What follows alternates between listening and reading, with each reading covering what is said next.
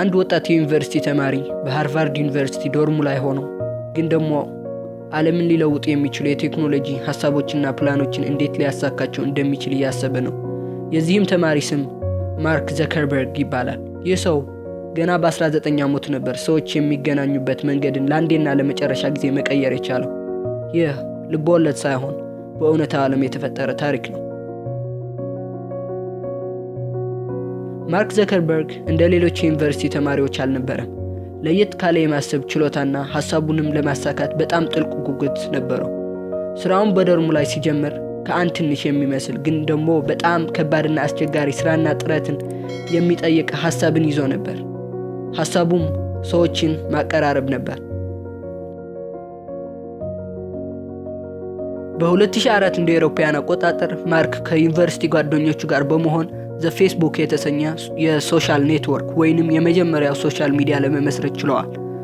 በጊዜው ፌስቡክ አገልግሎትም ከጓደኞች ጋር ለመገናኘት፣ ፎቶዎችን ለማጋራት እናም በፕላትፎርሙ ላይ አፕዴትድ ሆኖ ለመቆየት በሃርቫርድ ዩኒቨርሲቲ ተማሪዎች የተጀመረ ነበር።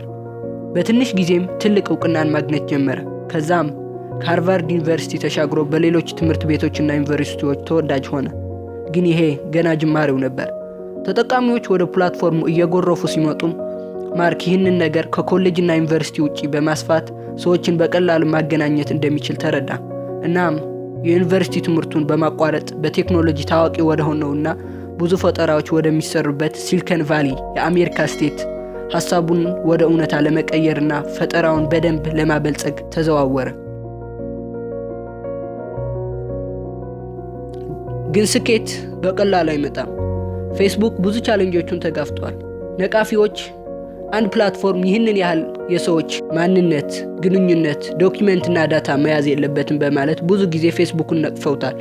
ግን ማርክ በዓላማው ላይ ጠንካራ ስለነበር ሁሉንም ትችቶችና ነቀፋዎች ሳይቀበል ፌስቡክን አሁን ወዳለበት ደረጃ ማድረስ ችሏል። አሁን ላይ ፌስቡክ ሰዎች የሚገናኙበት መንገድ ሙሉ በሙሉ መቀየር ችሏል።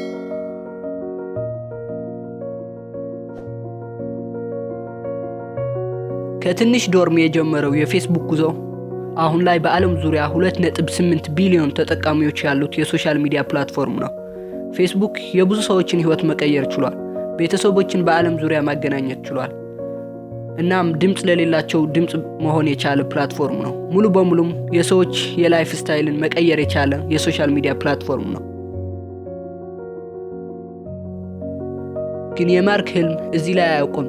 ማርክ አሁንም እንደነ ቨርቹዋል ሪያሊቲ የመሳሰሉ ፈጠራዎችን በማበልጸግ ላይ ይገኛል። ዓላማውም ሙሉ በሙሉ የዲጂታል ቴክኖሎጂውን መቆጣጠር ነው። ከማርክ የምንማረው ነገር ቢኖር ትላልቅ ሐሳቦች ከየትም ሊመጡ ይችላሉ፣ ግን ሐሳቦችን ወደ እውነታ ለመቀየር ድፍረትና ውሳኔን ይጠይቃል። ግንኙነት ከመቼውም ጊዜ በላይ በቀለለበት ዓለም ላይ ምናልባት ሁላችንም ትንሽም ትልቅም ሐሳቦችን ይዘናል።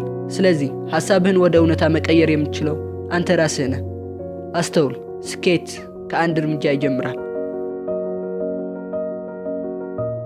ስለተመለከታችሁት አመሰግናለሁ። ይህንን ቪዲዮ አስተማሪና አነቃቂ ሆነ ካገኛችሁት ሰብስክራይብ፣ ላይክ እና ሼር ማድረግ እንዳትረሱ። ሐሳብና አስተያየቶችም ኮሜንት ላይ ጻፉልኝ።